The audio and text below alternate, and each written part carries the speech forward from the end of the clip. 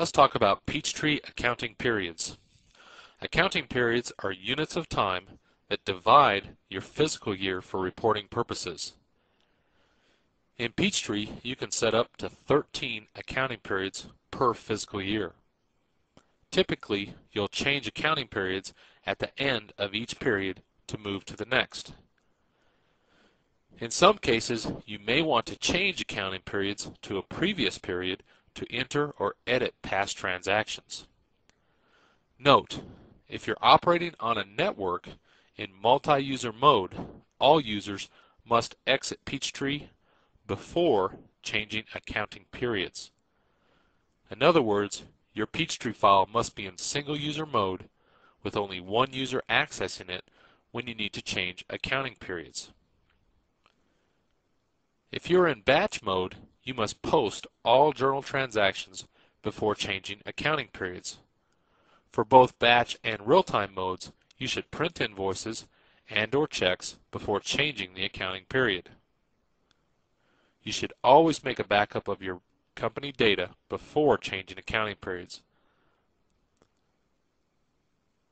If the change accounting period option is not available, then your user profile does not have security access to this area.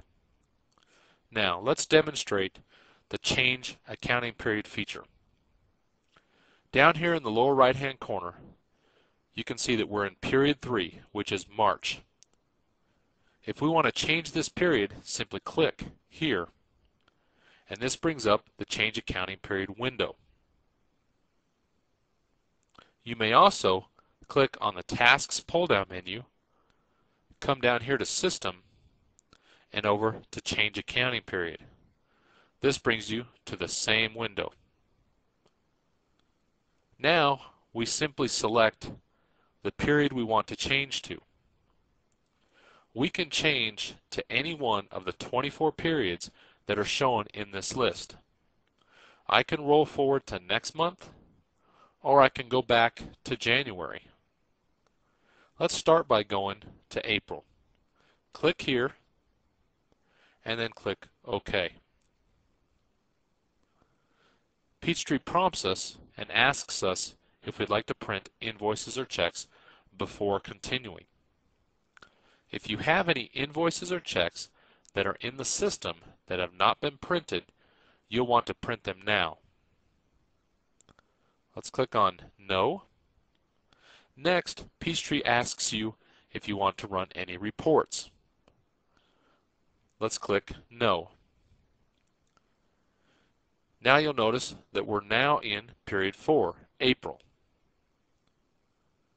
Let's look at this in a little bit more detail. Let's first talk about the security issue. For some users that you set up, when you grant them security, you may not want to allow them security access for this feature. If that is the case, when they come here, this choice, Change Accounting Period, will be shaded. Let's look now at the accounting effect of changing periods. We're now in April, but let's say that we try to post something in March. Let's come here and let's try to prepare an invoice. Let's cut this invoice to Chapman Murphy Law Offices.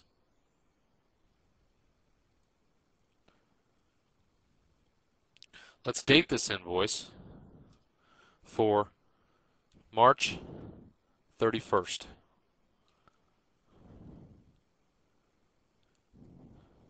$500, and let's save it. You'll see that Peachtree gives us an error. We cannot process information in March. So what this means is, when you change periods, you can no longer enter information previous to this period. So if you need to enter this invoice, you'll want to change periods back to March. You can always change periods back and forth and move around to any one of the 24 periods that are open within Peachtree. Next, let's demonstrate a future transaction. Let's say we want to cut this invoice and have it dated in May. Let's do May 30th.